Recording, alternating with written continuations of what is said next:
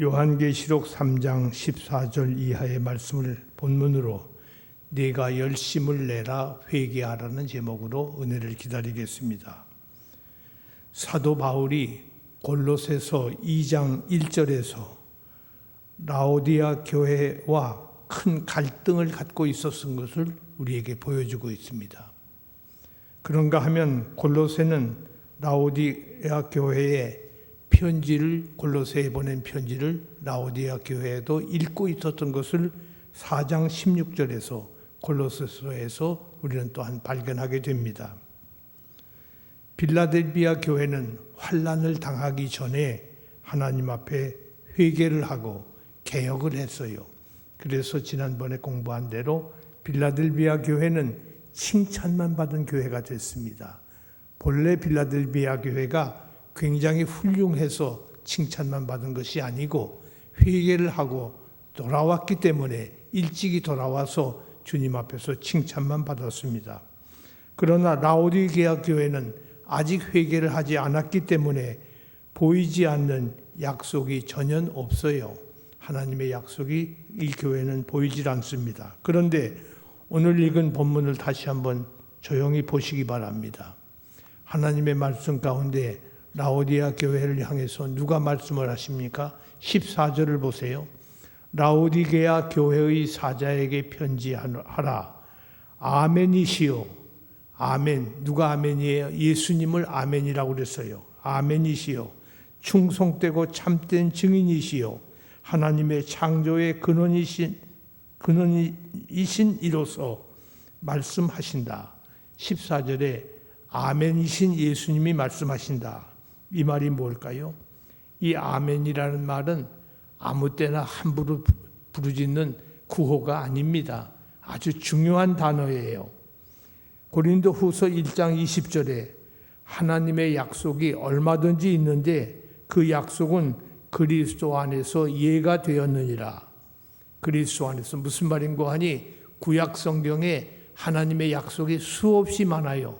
많이 있는데 그 모든 말씀이 그리스도 안에서 아멘이 되었다. 예수님이 하나님의 약속의 말씀을 성취시켰다. 그래서 예수님이 아멘이에요. 예수님이 아멘이에요. 예가 되었다. 그런즉 그로 말미암아 우리가 아멘하여 하나님께 영광을 돌리게 되느니라. 예수님이 하나님의 모든 약속을 하나하나 구체적으로 성취시켰기 때문에 그로 말미암아 하나님께 영광을 돌린다. 왜? 하나님의 약속이 성취됐으니까. 그것을 아멘이라고 그런다 그 말이죠. 이 아멘은 참 중요한 단어입니다. 부활하신 주님은 아멘이시요. 다시 보세요. 아멘만 되는 것이 아니라 충성되고 참된 증인이시요. 충성되고 참된 진실하신 증인이시요. 완전한 증인이에요. 무슨 증인이에요? 우리는 구약시대에는 그림자만 봤어요. 그림자만 봤는데 예수님이 실물로 나타나신 분이란 말이에요. 예수님 자신이 실물이에요. 예수님 자신이 증인이 된단 말이에요. 그분이 바로 나다. 너희들이 지금까지 예언하고 증거한 그 예수 메시아가 바로 나다. 증인으로 나오신 거예요. 그래서 충성되고 참된 증인이시요. 하나님의 창조의 근원으로서 창조의 근원이 무슨 말일까요? 우리가 아는 대로 요한복음 1장 1절로 3절에 태초에 하나님의 말씀이 계시니라.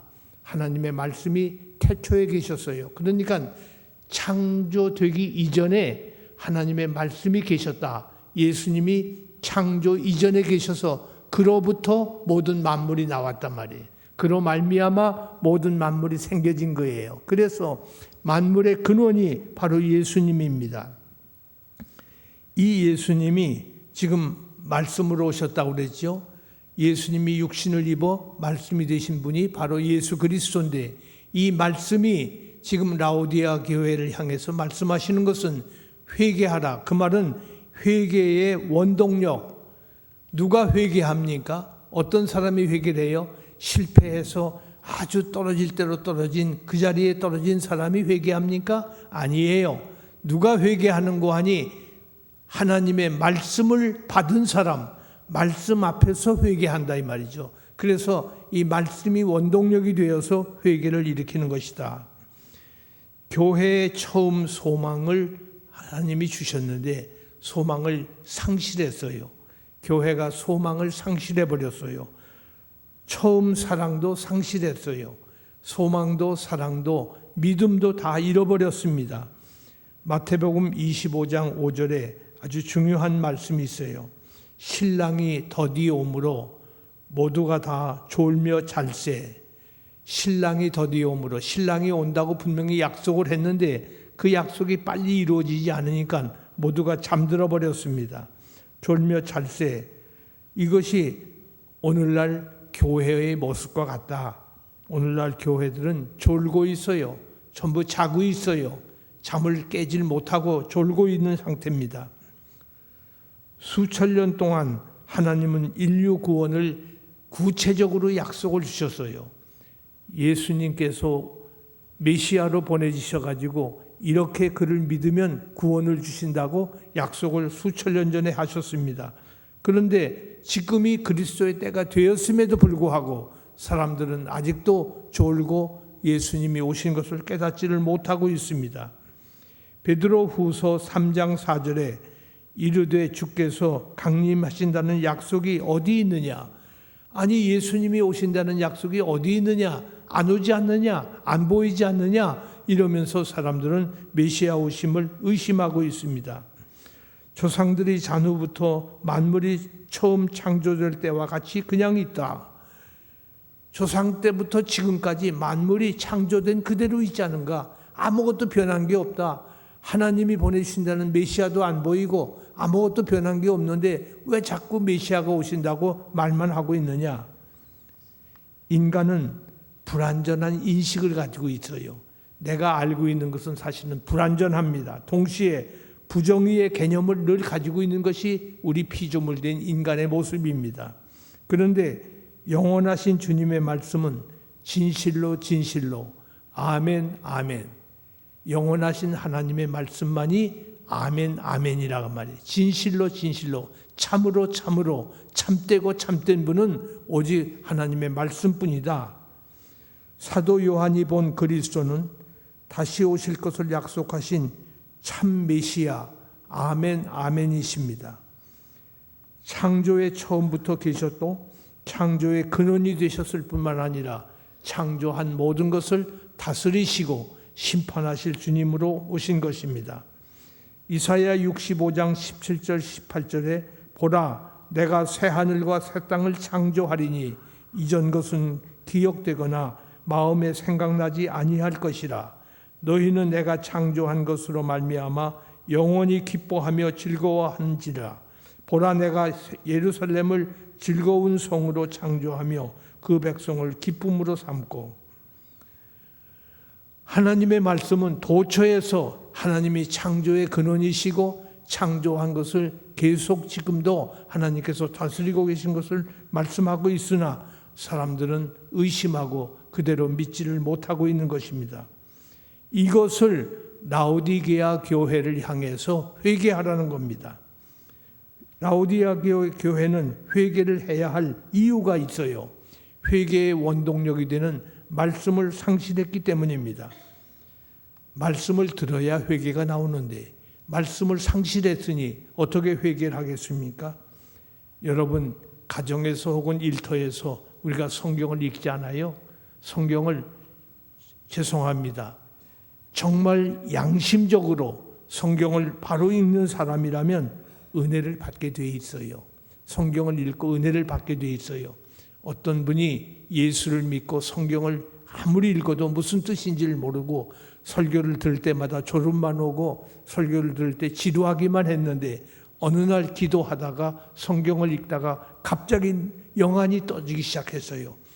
말씀의 그 고귀함을 깨닫고 그 말씀을 이해한 다음부터는 한 절을 그대로 놓칠 수가 없어요. 너무너무 고마운 말씀이고 너무너무 아름다운 말씀이라 그 말씀을 주석해 보려고 가진 애를 쓰며 기도하고 그리고 책을 연구하고 듣기를 즐겨하고 배우기를 고마워하고 하던 그런 사람도 있어요. 그것이 신자란 말이에요. 신자가 말씀을 멀리하면 그 사람은 죽은 신자와 같습니다. 라오디게아 교인이 어떻게 생겼습니까? 나는 부자라. 자기는 부족함이 없다고 부자라고 생각했어요. 영적으로 부족함이 없다는 교만한 생각을 한 사람입니다. 이것을 회개하라는 것입니다. 사실은 가난한데 어떻게 네가 부자냐 그 말이죠. 그리고 뜨겁게 믿으라고 주님의 말씀은 우리에게 보여주고 있어요. 무슨 말씀입니까? 네가 차지도 아니하고 뜨겁지도 아니하다. 참 무서운 말씀이죠. 차지도 아니하고 뜨겁지도 아니하다. 그 말이 무슨 말이죠? 네가 차든지 뜨겁든지 하기를 원하노라. 아니 찬 건 뭐고 뜨거운 건 뭐냐? 뜨거운 건 알겠는데 찬 건 뭐냐? 불신의 세계를 차다고 그런 거예요.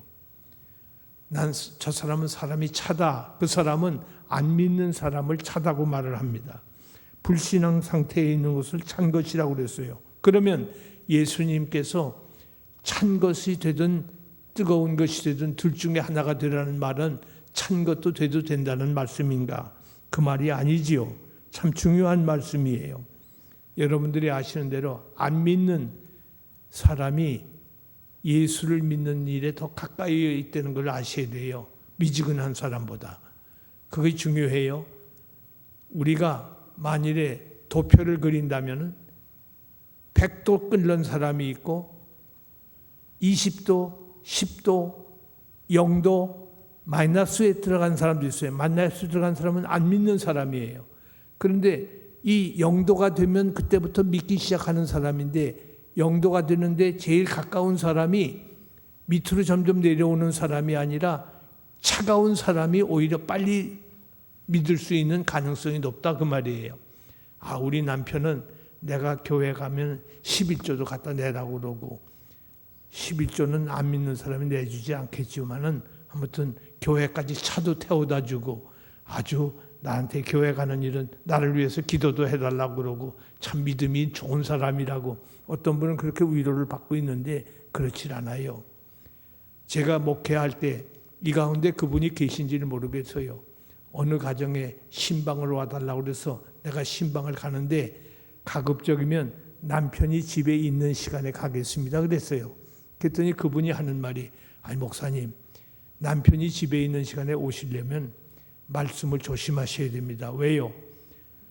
예수 믿으라는 말은 하지 마셔야 됩니다. 그 말만 안 하시면 남편이 있어도 괜찮아요. 그러니까 그래서 왜 그러죠? 그랬더니 지금이 아주 좋을 때입니다.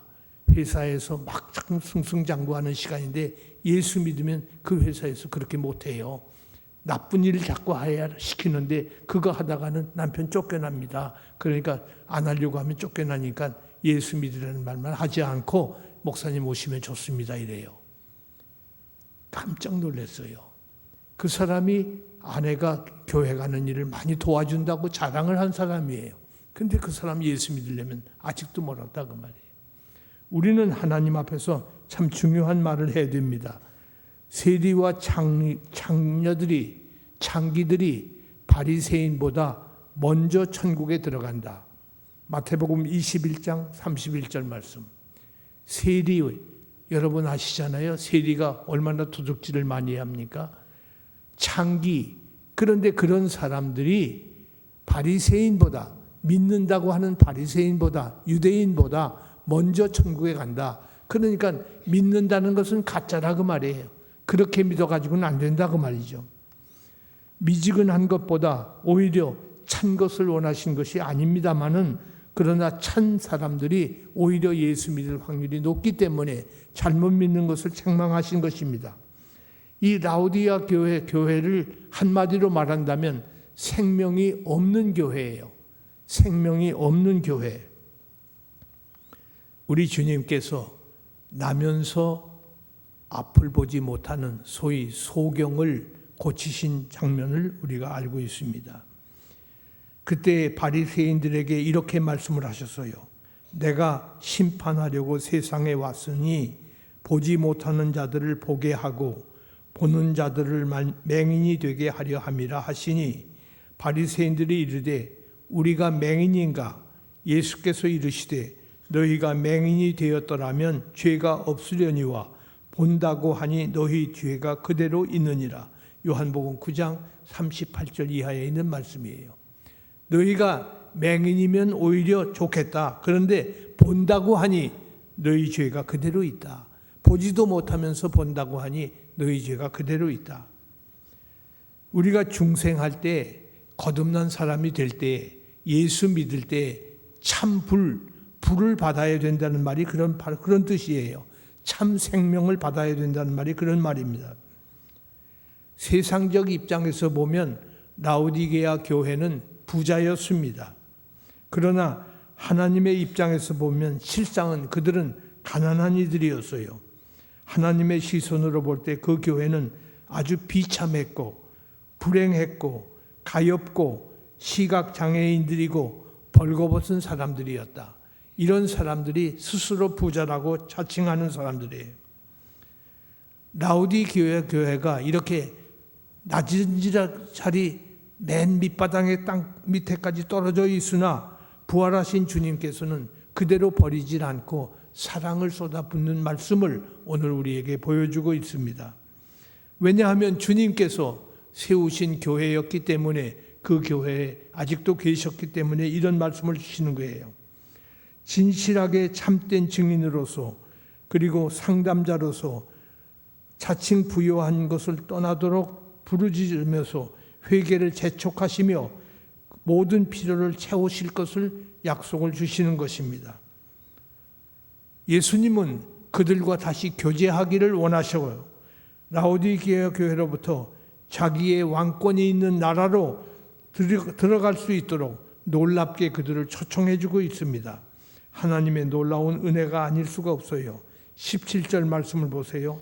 네 곤고한 것과 가련한 것과 가난한 것과 눈먼 것과 벌거벗은 것을 알지 못한다. 네가 가난하고 벌거벗고 눈멀고 아무것도 없으면서 있는 채 하는 것 네가 모르고 있다. 그러나 내가 네게 권하노니 18절에 내게서 불로 연단한 금을 사서 부요하게 하고 흰옷을 사서 입어 벌거벗은 수치를 보이지 않게 하려고 안약을 사서 눈에 발라 보게 하라. 오히려 주님께서는 치유할 수 있는 방법까지 제시를 해 주십니다. 불로 연단한 금을 사라고 그랬어요. 잘 보세요.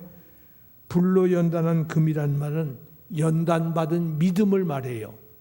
믿음도 보통 믿음 갖고는 안 돼요. 우리 믿음은 연단을 받은 믿음이어야 돼요. 연단받은 믿음. 그것을 사라고 그랬습니다. 그래서 부요한 자가 되라. 믿음을 사서 부요한 자가 되라. 그 다음에 나온 또 말씀이 중요해요. 흰옷을 사라고 그랬어요. 믿음도 사고 흰옷도 사라. 이 흰옷이란 말은 그리스도의 의의 옷을 사라는 말이에요. 그리고 안약을 또 사라고 그럽니다. 전부 사라는 말로 계속 나와 있어요. 안약을 사라는 말은 성령을 통해서 주시는 은혜를 받으라는 말이에요. 참 중요한 말입니다. 여기서 사라는 말이 3번 반복되고 있어요. 이 말이 뭘까요? 이것은 돈 주고 사라는 말이 아니고 하나의 비유의 말씀으로 우리에게 주신 것입니다. 우리에게 알려진 이 비유의 말씀은 마태복음 13장에서 이렇게 해석할 수가 있어요. 한 보화를 발견한 일꾼이 자기 소유를 다 팔아 그 밭을 샀느니라. 밭을 갈다가 보화를 발견했어요. 근데 그 밭은 남의 땅이거든요. 그러니까 집에 가서 자기 재산 다 팔아가지고 그 밭을 산 거예요. 그 밭을 사가지고 밭을 갈아가지고 그 보화를 캐내서 팔면 자기 재산 다 판 것보다 몇 배, 몇십 배 더 이익이 있다는 것을 안 사람입니다. 그래서 여기 사라는 말을 천국을 사라는 말이에요. 복음을 사라는 말이에요. 무엇보다도 성령의 은혜를 사라는 뜻입니다. 그런데 이 말씀을 우리가 이사야서 55장에서 이렇게 해석을 할 수 있어요. 너희는 돈 없이 값 없이 포도주와 젖을 사서 너희는 와서 사 먹되 돈 없이 값 없이 포도주와 젖을 사되, 포도주와 젖은 뭐예요? 복음을 사라는 말이죠. 포도주와 젖을 사되 그냥 사는 것이 아니에요. 돈 없이 값없이라고 했어요. 값없이라는 말은 우리가 그냥 공짜로 얻는다는 말이 아니에요. 모든 자기에 있는 것을 다 팔아야 그것을 살 수 있는 것을 말합니다. 그래서 다시 말해서 내가 가지고 있는 소유, 내가 가지고 있는 내 생활, 내가 가지고 있는 모든 명예, 지식, 경험, 이 모든 것을 다 팔아야 비로소 이 보화를 살 수가 있는 것이다. 다시 말해서 주님이 최고로 귀한 분, 주님이 내게 가장 귀한 분, 세상에 무엇보다도 귀한 분이 예수님인 것을 아는 사람이 예수님을 위해서, 예수님을 얻기 위해서, 예수님을 모시기 위해서 모든 것을 파는 것을 말한다. 이것을 성경에서 사라고 하는 말로 표현한 거예요. 시편 19편에 중요한 말씀이 나와요. 자연 계시를 말하기 전에 하나님의 말씀 계시를 보여주는데, 여호와의 율법은 완전하여, 여호와의 율법, 하나님의 말씀은 완전해요. 완전하여 뭐라 합니까? 영혼을 소성시키시고, 하나님의 말씀이 우리 영혼을 다 세자낸 것을 소성시키는 것이 여호와의 율법이에요. 여호와의 증거는 확실하여, 하나님의 증거의 말씀은 분명하다 그 말이에요. 확실하여 마음을 우둔한 자를 지혜롭게 하며, 하나님의 말씀이 우리에게 지혜를 주십니다. 여호와의 교훈은 정직하여, 하나님의 말씀은 거짓이 없어요. 마음을 기쁘게 하고, 우리 마음이 슬퍼졌습니까? 하나님의 말씀으로 교훈을 삼으면 마음이 기쁘게 되고, 여호와의 계명은 순결하여 눈을 밝히는도다. 우리 눈이 어두워서 세상을 잘 모르고 어두운 길에 왔다 갔다 하지 말고 하나님의 계명을 순결하여 눈을 밝히시는도다. 말씀으로 눈이 밝아지기를 원합니다. 시편 19편에 있는 말씀이에요. 여호와를 경외하는 도는 정결하여 영혼까지 이르고, 여호와의 도는 영혼에 이르고, 여호와의 법은 진실하여 다 의로우니, 여호와의 도는 진실하여 다 의로우니, 여호와의 법도 진실하며 금을 많은 순금보다 더 사모할 것이며, 금을 사모하되 순금보다 더 사모할 것이며, 꿀과 송이꿀보다 더 달도다. 여호와의 말씀을 금보다 더 사모하고 송이꿀보다 더 사모할 것이 바로 하나님의 말씀의 소중함을 보여준 것입니다. 주의 종이 이것으로 경고를 받고 이것을 지킴으로 상이 크도이다. 시편 19편 7절로 11절에 있는 말씀들이에요. 하나님의 말씀이 이렇게 소중하고 이렇게 귀한데 이 말씀의 소중함을 우리가 모르고 있어요. 이 말씀을 옆에 끼고 교회 다니고 책상 위에 여러분 책상마다 성경책은 다 있어요. 있으면서 한 번도 펴보지도 않고, 펴봐요 몇 장 있다가 졸음이 온다고 자버리고 딴 책이 있고, 신문을 읽는 시간이 있으며 시간이 없다고 하며 성경을 읽지 않는 사람이 너무나도 많은 거예요. 하나님의 말씀의 소중함을, 성경을 빼앗겨 본 사람들이 알아요. 제가 오래전에 위튼 대학이라고 미국에 있는 기독교 대학인데, 그 대학에서 세계 선교사 컨퍼런스에 참여한 적이 있어요. 그때 알바니아 공산국가였지요. 알바니아에서 온 어떤 목사님이 간증을 해요. 국가가 성경을 사지도 못하게 하고 팔지도 못하게 하고 성경을 다 뺏어가 버리고 불질러 버렸는데, 내가 하늘에서 날아오는 성경책을 공중에서 살포를 한, 자유세계에서 공중으로 살포를 했단 말이에요. 그 성경이 떨어진 것을 하나 주었는데, 그걸 주어가지고 며칠 울고 또 울고 그러면서 그 성경을 사랑해서 그 성경을 읽고 또 읽고 또 읽고 떨어지도록 그 성경을 읽었다고 하는 그런 간증을 할 때 우리는 가슴이 뜨끔했어요. 우리는 성경책을 늘 읽고 다니면서 성경의 그 소중함을 모르고 있잖아요. 그런데 공산권에 있는 사람들은 성경의 소중함을 아는 사람인 것을 알게 되었습니다. 여호와의 율법이 얼마나 소중한지 가장 소중한 금보다 사모할 것이며 금보다 사모할 것이 여호와의 말씀이에요. 죄송합니다. 너무 이런 말 자주 해서 죄송해요. 오늘 저녁 찬양 예배 5시에 여기 오시는 분은 금 한 돈씩 준다 하면 아마 여기 꽉 찰 거예요. 근데 금보다 더 소중한 말씀을 준다는데 꽉 차지 못하잖아요. 왜 그럴까요? 어떻게 해서 이런 일이 벌어질까요? 우리가 소중한 것을 소중하다고 아무리 말해도 그걸 실감을 못 느껴요. 여호와의 말씀이 얼마나 중요한지를 모르고 있기 때문입니다. 여호와의 계명은 눈을 밝히는 안약보다 귀하며, 안약을 발라야 눈이 밝아진다면 안약을 바르겠지요. 근데 그 안약보다 귀한 것이 계명이다. 시편 12편 6절에서 여호와의 말씀은 순결하며 흑도간 위에 7번 단련한 은 같도다. 흑도간 위에 7번 단련된 은과 같다. 이 말씀의 소중함을 깨닫고 이 말씀을 통해서 회개하라는 말씀이에요. 이 말씀을 통해서 복 받으라는 말이 아니에요. 이 말씀을 받아야 회개가 나온다 그 말이죠. 회개하지 않고서는 하나님의 언약의 약속은 우리에게 주어지지를 않기 때문입니다. 두 번째로 이 말씀을 값 없이 사라고 그랬어요. 값 없이 사라. 사기는 샀으나 돈 주고 사는 게 아니에요. 값 없이 사는 것입니다. 모든 것 다 놔두지만은 하나님의 말씀, 예수님만은 그대로 버려서는 안 되는 것입니다. 왜? 가치관이 달라졌잖아요. 예수 없이는 우리는 존재하지도 못하고 아무것도 아니에요. 그렇기 때문에 예수님은 우리가 놔둘 수가 없어요. 우리는 다 천국을 이미 받은 사람들이에요.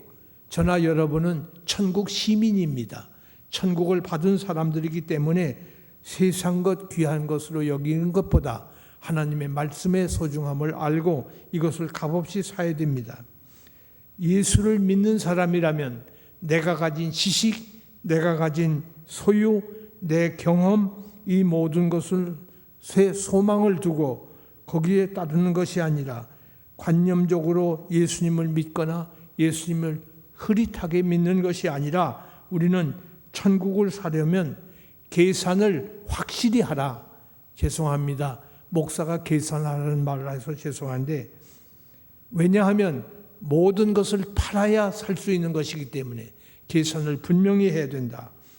모든 것을 팔아야 된다는 말은 값없이 살 수 있는 것인데 모든 것을 팔아야 값없이 살 수 있어요. 우리가 무엇을 살려면 계산성을 가져야 됩니다. 결단성이 있어야 돼요. 살까 말까 한참 우물쭈물하다가는 물건 잃어버리거나 빼앗기고 말 것입니다. 내가 책망하여 징계하노니 그러므로 열심을 내라 회개하라. 분명히 말씀이 그렇게 주고 있어요. 내가 책망하고 징계한다. 그러므로 열심을 내라 회개하라. 이것이 뜨거워지라는 말씀이에요. 성령 받고 불 받았다고 어떤 사람 그러는데 그런 뜨거움 말고 말씀을 받아야, 말씀이 성령이거든요. 성령이 말씀이고, 그렇기 때문에 말씀을 받는 것은 성령의 감동으로 된 말씀이기 때문에 이 말씀을 받고 뜨거운 사람이 되라. 열심으로 주님을 섬기는 사람이 되라. 라오디게아 교회에 대한 주님의 부르심은 하나님의 말씀으로 돌아오라는 것입니다. 오늘 교회가 정말 개혁을 해야 되고 종교 개혁을 일으켜야 한다면 다른 것 없어요. 예배당 건물 다시 짓고 무슨 뭘 고치고 그게 아니에요. 교회 개혁의 가장 근본이고 기초 시작은 말씀으로 돌아오는 거예요. 하나님 말씀으로 돌아오는 거예요. 그것이 종교 개혁입니다. 종교 개혁 때 하나님 말씀을 사제들만 읽었거든요. 사제들만 라틴어로 읽은 것을 위클리프라고 하는 영국의 캠브리지 대학의 교수가 성경을 영어로 번역을 했어요. 그걸 성경을 온 세상에 영어 번역 성경을 선포하고 반포한 것이 종교개혁의 시가 된 거예요. 그것을 읽고 화형당한 순교자들이 수없이 많이 생겼어요. 그게 종교개혁 이전에 이미 일어났던 선 종교개혁들이에요. 말틴 루터가 종교개혁을 일으킨 것도 말씀으로 돌아오는 거죠. 말씀에 어디 교황이 교회의 머리라고 되어 있는가? 나하고 토론하자.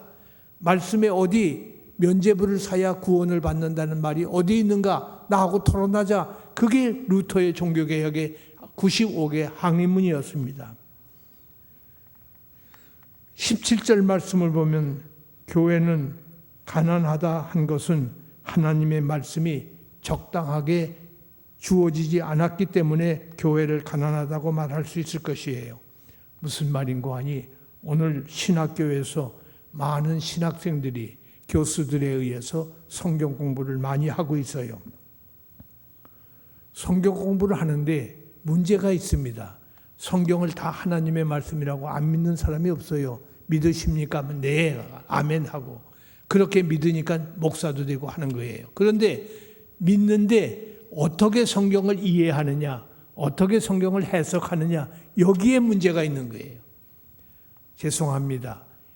20세기 최고의 신약학자, 신약 성경의 최고 학자는 아까 낮 시간에 안명준 교수가 말한 루돌프 불트만이라는 사람이에요. 독일 사람이에요. 말복 대학의 교수예요. 근데 루돌프 불트만의 신약 책이 굉장히 유명한 책이에요. 그거 안 읽고서는 자유주의자든 보수주의자든 신약학자가 될 수 있는 될 수가 없어요. 그분을 넘어서야 학자로 들어가는 거예요. 그런데 이 불트만이 어떻게 성경을 해석하는고 하니 모든 예수님의 기적, 신약의 모든 얘기들은 죄송합니다. 신화, 레전더리 스토리, 전설적인 얘기, 작화, 인간이 꾸며낸 얘기 이렇게 해석을 해버려요. 말씀이라고 성경을 이건 하나님 말씀 아니냐? 그래 하나님 말씀이야. 근데 그거는 작화야. 인간이 만들어낸 말이고 신화적인 얘기고 전설적인 얘기야. 이렇게 가르친단 말이에요. 제가 모 신학교에서 강의를 하는데 학생들이 계속 손을 들어요. 대학원 학생들인데 MD부가 아니고 THM 학생들인데 손을 들어요. 뭐냐고 그러면 계속 불트만 얘기만 하는 거예요. 불트만은 이렇게 했는데 그래서 이 사람들이 불트만을 많이 하나 보다 해서 한 5주를 그냥 강의하다가 5번째 주 되는 때에는 제가 강의 노트를 안 가지고 불트만의 신약 책만 들고 갔어요. 가서 오늘은 강의 없이 불트만 얘기만 하자 하고서 이 신약 책이 불트만의 주저니까 이것에 5페이지만 읽자. 그리고 첫 페이지부터 한 문장씩 제가 읽고 해석을 하면서 설명을 하기 시작했어요. 학생들이 뒤집히는 거예요. 깜짝 놀라지요. 불트만이 그렇게 하는가. 20세기 최대의 조직신학자로 알려진 사람이 말씀의 신학자로 알려진 칼 발트라는 사람이 스위tzerlande 바젤 대학의 교수예요. 칼 발트는 오늘 한국에서도 많은 영향을 받았어요. 발트는 그 신학을 다른 말로 말씀의 신학이라고 그래요. 말씀을 굉장히 중요시해요. 왜냐하면 19세기까지 비평주의자들이 말씀을 다 부인했기 때문에 발트는 말씀으로 돌아가야 된다고 말씀 그저 그의 책 전부가 말씀으로 계속 채워져요. 그런데 이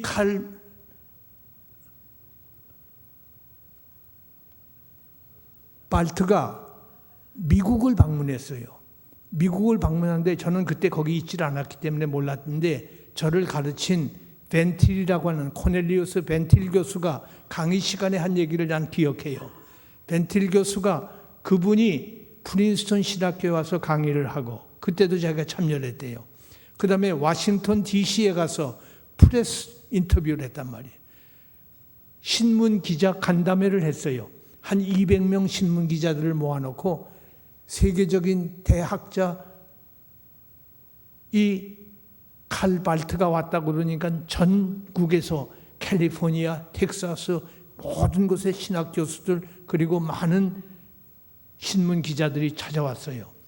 그런데 거기서 질문을 하는데 감히 누구도 손을 못 드는 거죠. 발트 앞에서. 그런데 코넬리우스 벤틸 교수는 이미 칼 발트를 많이 비평한 사람이에요. 그분이 손을 들었어요. 발트 박사님, 당신 오시느라고 수고했습니다.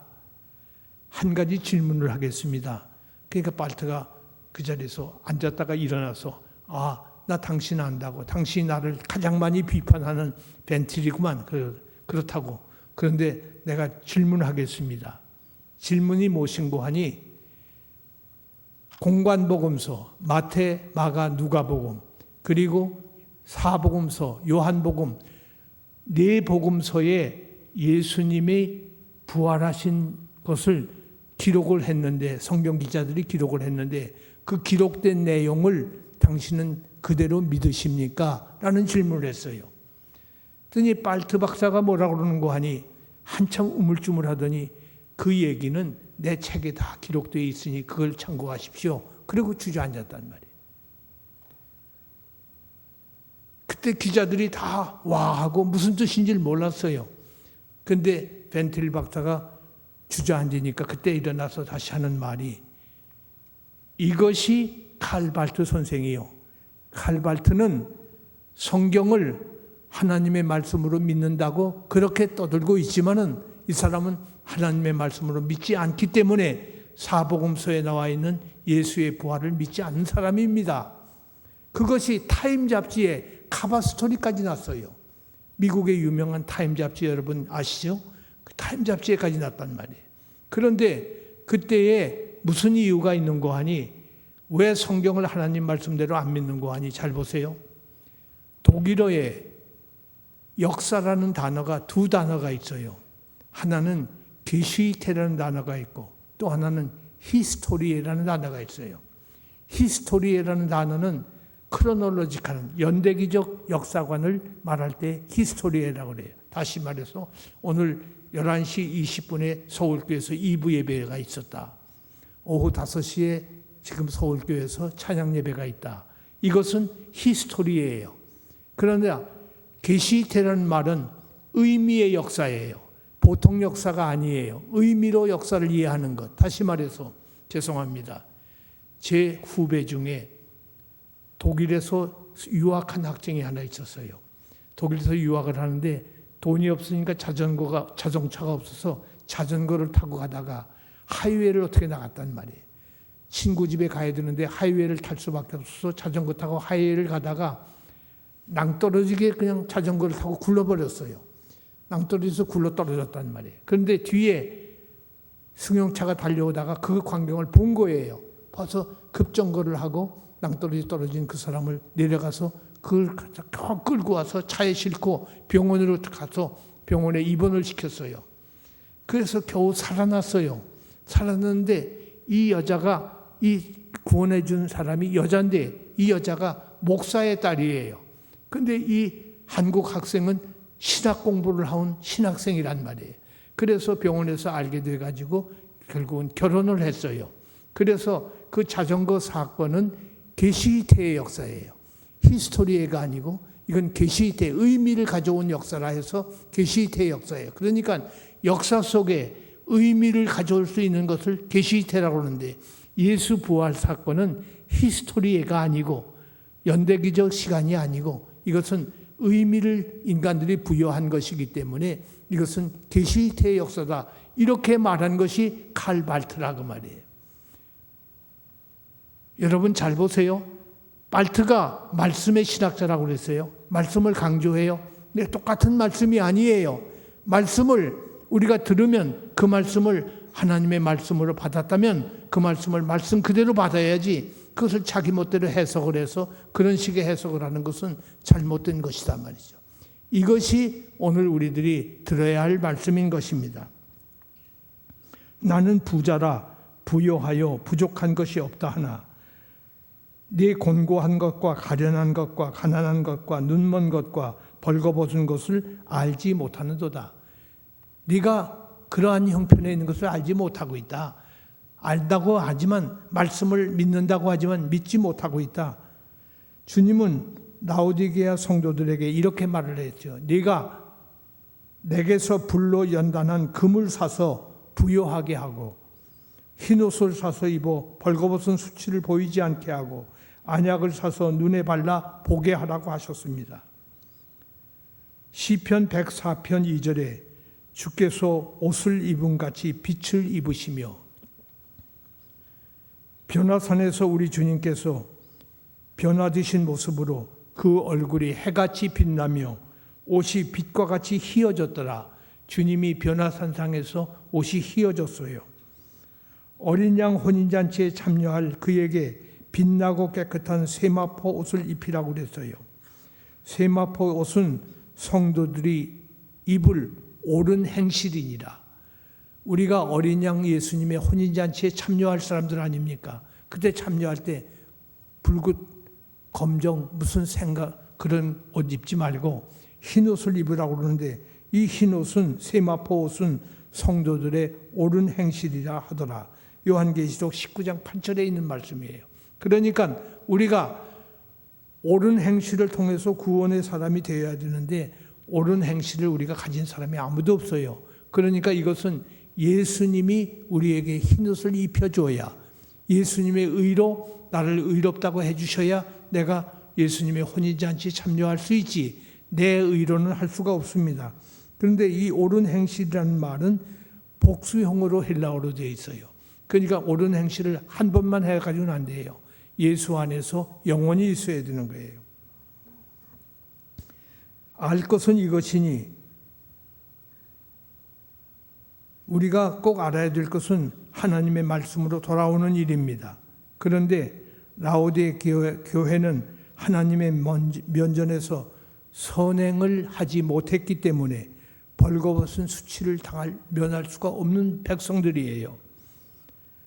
우리는 그가 만드신 바라 그리스도 안에서 선한 일을 위하여 지으심을 받은 자니, 에베소 2장 10절 말씀.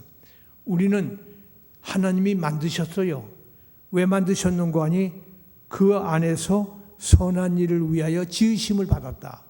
우리 모두는 선한 일을 위해서 주님이 하나님께서 지어주셨는데 우리가 그렇게 하지 못했다 그 말이죠. 그렇기 때문에 라오디아 교회에게 이 안약을 사서 눈에 발라 보게 하라. 네가 벌거벗은 것도 보게 하고 네가 잘못된 것을 보게도 하라.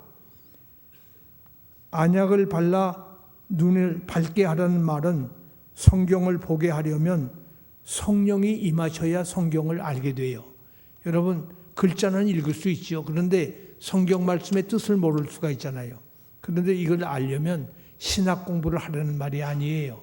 이 말은 성령의 감동으로 쓴 책이기 때문에 성령이 내게 오셔야 성령의 역사로 이 말씀의 이해를 할 수가 있는 거예요. 신학자가 따로 없어요. 여러분도 깊이 묵상하면 하나님의 말씀을 이해할 수가 있는 것입니다. 그래서 우리에게 하나님의 성령의 역사를 요구하는 겁니다. 성령 없이 이해되고 깨닫는 말씀이 하나도 없습니다. 교회의 능력과 힘은 하나님의 방법, 성령이 임하시는 것밖에 다른 길이 없습니다. 너무나 잘 아시는 스가랴 4장 6절에 이는 힘으로도 아니 되고 능으로도 아니 되며 오직 나의 영으로 되나니. 힘써서 되는 게 아니에요. 능력이 있다고 되는 게 아니에요. 오직 하나님의 영으로 되나니. 많은 교회들이 힘과 능력을 가지고 교회를 운영하려고 하고 있어요. 그러나 그것 가지고는 안 됩니다. 하나님의 영으로 된다고 그랬어요. 교회에 위원회가 있고 기능이 작동되고 움직이는 교회가 많이 있습니다. 그러나 그런 교회를 앞을 보지 못하는 소경과 같은 교회다. 말씀으로 성령을 이해해야, 성령으로 말씀을 깨달아야 그 성령의 역사를 가지고 교회를 운영해야 되는 것입니다. 내가 사랑하는 자를 책망하여 징계하노니 그러므로 네가 열심을 내라 회개하라. 다시 19절 말씀입니다. 이 책망은 성경 전체에서 가장 예리한, 가장 날카로운 책망입니다. 심판자로서 말씀이 아니라 사랑이 부글부글 끓는 사랑의 주님의 음성인 것입니다. 주님은 자기 자녀들을 향해서 벌 주시기를 원치 않으셔요. 그래서 끓는 마음으로 회개하라, 그리고 돌이키라는 말씀을 하고 있습니다. 완전히 내게로 들어와서 나와 교제하고 나와 교통하기를 원한다. 책망 뒤에는 막대기로 때리는 회초리밖에 혹은 몽둥이밖에는 없습니다. 그런데 주님께서는 열심히 내라고 오히려 초청하고 있습니다. 열심이라는 말은 불타는 뜨거운 사람이 되라는 말이에요. 미지근한 것과는 반대되는 것을 말합니다. 끓는 사람이 될 것을 초청하고 있어요. 보라, 내가 문 밖에 서서 두드리노니, 20절 말씀. 누구든지 내 음성을 듣고 문을 열면 내가 그에게로 들어가 그와 더불어 먹고 그는 나와 더불어 먹으리라. 주님의 초청이 나옵니다.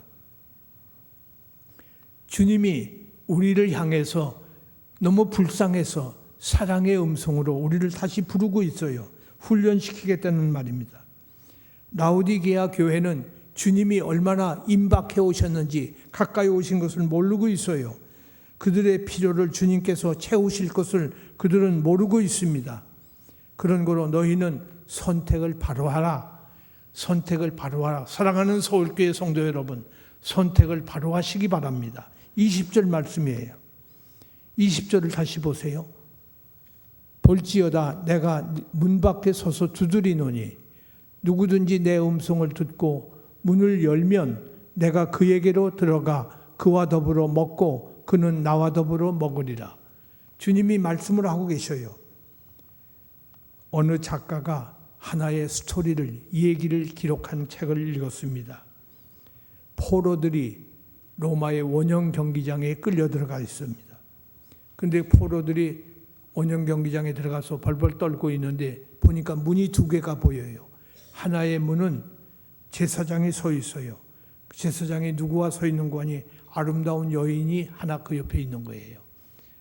제사장과 여인이 서 있어요. 또 하나의 문은 보니까 사자가 보여요. 이미 들어갔던 사람들은 사자들에 의해서 다 잡혀 죽었어요. 제사장과 여인들이 있는 그 문과 그리고 사자가 있는 문, 두 개의 문이 있어요. 그런데 보이지 않는 또 하나의 문이 있는 것을 사람들은 보지를 못하고 있습니다. 왜냐하면 이 이야기의 영웅은 누군고 하니 왕궁의 왕자예요. 왕자가 지금 다 보고 있습니다. 원형 경기장에 던져진 사람 가운데 하나가 그가 사랑하는 여인이 그 원형 경기장에 던져진 것입니다. 그 여인은 왕자를 지극히 사랑했습니다. 왕자도 여인을 사랑했습니다. 그런데 그녀가 지금 죽고 왕자가 다른 여자와 살 것인지 이런 갈림판에 있을 것입니다. 근데 작가는 이 얘기를 여기서 끝을 내지 않고 이렇게 말을 합니다. 그 여인이 어느 문을 선택할 것인가? 사자가 있는 문을 선택할 것인가? 아니면 제사장과 그리고 여인이 있는 그 문을 선택할 것인가? 그런데 여기서 끝난 것이 아니에요. 여기 중요한 말이 있습니다. 왕자는 특별한 문을 또 하나 가지고 있어요. 그 문으로 왕자가 들어오면 사자도 다 없어지고 모든 것에서 끝나는 그가 구원을 받을 수 있는데 이 여인은 그 왕자가 자기를 구원해 주기를 기다려야 할 것입니다. 라오디게아 교회가 무엇을 해야 할지 선택의 기로에 놓여 있어요. 여인들이 있는 제사장이 있는 그 문을 택할 것인가? 아니면 사자들이 있는 그 문을 택할 것인가? 아니면 보이지 않는 왕자가 나타날 것을 기다릴 것인가? 주님께서 가까이 오셨다. 그가 모든 필요를 채우실 것을 이 원형 경기장에 끌려온 이 포로들은 알아야 될 것입니다. 죄송합니다. 빌립보서 4장 19절 말씀을 죄송하면 한번 찾아주시기 바랍니다. 빌립보서 4장 19절 말씀이에요. 아주 중요한 말씀이에요. 빌립보서 4장 19절 말씀. 제가 읽겠습니다. 나의 하나님이 그리스도 예수 안에서 영광 가운데 그 풍성한 대로 너희 모든 쓸 것을 채우시리라. 나의 하나님이, 내 하나님이 아니에요. 나의 하나님이에요. 여러분의 하나님이에요. 나의 하나님이 그리스도 예수 안에서, 예수 밖에서가 아니에요. 그리스도 예수 안에서 영광 가운데, 부끄럽게가 아니라 영광 가운데 그 풍성한 대로, 째째하게가 아니라 풍성한 대로 너희 모든 쓸 것을 채우시리라. 여러분 건강이 필요합니까? 옷이 필요합니까? 지식이 필요합니까? 친구가 필요합니까? 돈이 필요합니까? 너희 모든 쓸 것을, 필요한 것을 나의 하나님이 그리스도 예수 안에서 영광 가운데 풍성히 채우시리라. 분명히 말씀을 하고 계시죠? 믿으십니까? 믿으신단 말이에요. 우리는 이 말씀을 주님이 주신 말씀으로 믿고 나의 하나님이 영광 가운데 그 풍성한 대로 너희 모든 쓸 것을 채우시리라. 하나님이 이렇게 내게 약속을 주셨어요. 이 약속을 받았으면 우리가 그만이지 뭘 더 기다리겠어요? 뭘 더 기다려요? 저쪽에 제사장과 여자가 있는 그 문을 기다리겠습니까? 아니면 사자들이 우글거리는 그곳을 기다리겠습니까? 우리는 나의 하나님이 영광 가운데 그 풍성한 대로 내 모든 필요를 나를 구원해 주실 것을 믿습니다 하는 이 여인의 신앙이 필요한 것이 아니겠습니까? 오늘 우리들은 볼지어다 내가 문 밖에 서서 두드리노니 주님이 오셨어요. 누구든지 내 음성을 듣고 문을 열면 내가 그에게 들어가. 누구든지 주님이 문을 두드릴 때 문을 열기만 하면, 마음 문을 열기만 하면 내가 그에게 들어가겠다. 그와 더불어 먹고 그가 나와 더불어 먹으리라. 계시록 2장 24절에서 두아디라에 남아 있어 이 교훈을 받지 아니하고 소위 사탄의 깊은 것을 알지 못하는 너희에게 말하노니 다른 짐으로 너희에게 지울 것이 없노라. 주님이 두아디라 교회를 향해서 포기하시는 거예요. 너희가 교훈을 받지 아니했다. 이 말씀을 내가 그렇게 줬는데도 안 받으니 난 포기한다 그 말이죠. 그러나 3장 4절에 와보면 사대에 있는 그들에게 옷을 더럽히지 아니한 자 몇 명이 내게 있어 흰 옷을 입고 나와 함께 다니리니 그들은 합당한 자인 연고라. 사대 교회는 몇 명은 흰 옷을 더럽히지 않은 사람이 있다. 그들을 내가 구원할 것이라는 말씀을 주고 있어요. 미지근한 라오디게아 교회는 내 음성을 듣는다면 문을 열어 주님을 모시게 할 것이다. 주님이 들어와서 함께 먹을 것이다. 히브리서 7장 25절에 그러므로 자기를 힘입어 하나님께 나아가는 자들은 온전히 구원하실 수 있으니 이는 그가 항상 살아계셔서 그들을 위하여 간구하심이라. 주님은 지금도 살아계신 분입니다. 우리를 위해서 간구하고 계셔요. 우리가 범죄할 때마다 회개하게 해달라고 기도하시고 주님께서 우리를 바르게 인도하시는 분이에요. 에베소 1장 23절에서 교회는 그의 몸이니, 교회는 예수님의 몸이에요. 예수님과 떨어져 있는 것이 아니에요. 예수는 머리고 교회는 몸이니 만물 안에서 만물을 충만하게 하시는 이에 충만합니다. 교회가 충만한 것이 예수님 때문입니다. 21절을 보세요. 이기는 그에게는 내가 보좌에 함께 있게 하여 주기를. 이 보좌는 천국 잔치에 있는 보좌예요. 천국 잔치에 함께 참여할 것을 주신다 그 말이에요. 내가 이기고 아버지 보좌에 함께 있는 것과 같이 하리라. 누가 이기는 자일까? 잘 보세요. 뜨겁게 열심을 내고 참으로 말씀으로 돌아와서 바르게 회개한 사람, 그 사람이 이기는 사람이다. 바른 회개를 한 사람이 이기는 사람이다. 회개하지 않은 사람은 진 사람이에요. 회개하고 바로 회개하고 뜨겁게 열심을 낸 사람, 이기는 자에게는 천국 잔치에 참여하는 내 보좌에 함께 앉게 할 것이다. 주님의 보좌에 함께 앉게 하실 터이니 이 자리에 앉아 계신 모든 분들 다 이기는 자가 되시기를 간절히 소원합니다. 하나님 아버지 감사합니다. 오늘도 말씀을 주시었습니다. 이 말씀 소중한 하나님의 약속의 말씀으로 믿고 이 말씀을 받게 하시고 이 말씀을 따라 열매를 맺게 하여 주옵소서. 예수님 이름으로 기도드립니다. 아멘.